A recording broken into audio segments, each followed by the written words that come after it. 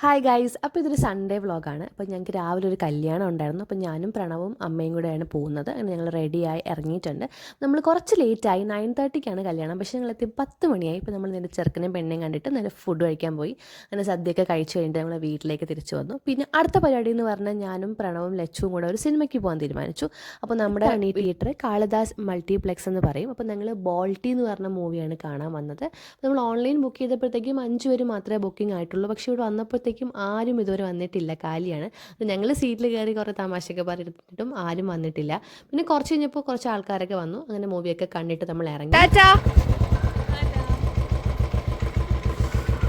എന്നിട്ട് ഞങ്ങൾ നേരെ പടക്കങ്ങൾ വാങ്ങാനായിട്ട് ഇറങ്ങി. അപ്പം ട്രിവാൻഡ്രത്ത് പൂഴിക്കുന്ന് എന്ന് പറഞ്ഞ സ്ഥലത്താണ് എല്ലാ വർഷവും പ്രണവ് വാങ്ങുന്നത്.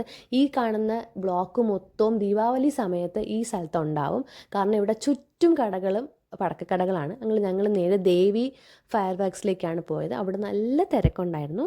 അങ്ങനെ ഞങ്ങൾ സാധനങ്ങളൊക്കെ ഓർഡർ ചെയ്ത് കുറേ സമയം നിന്നിട്ടാണ് സാധനങ്ങളൊക്കെ കിട്ടിയത് നമുക്ക്. നമ്മളിനി പോവുകയാണ്.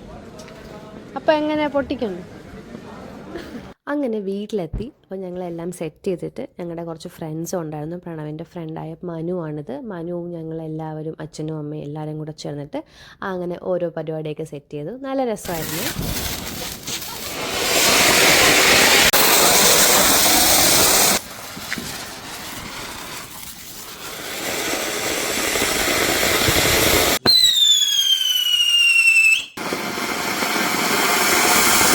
അങ്ങനെ ഇന്നത്തെ പരിപാടികളെല്ലാം അവസാനിച്ചു.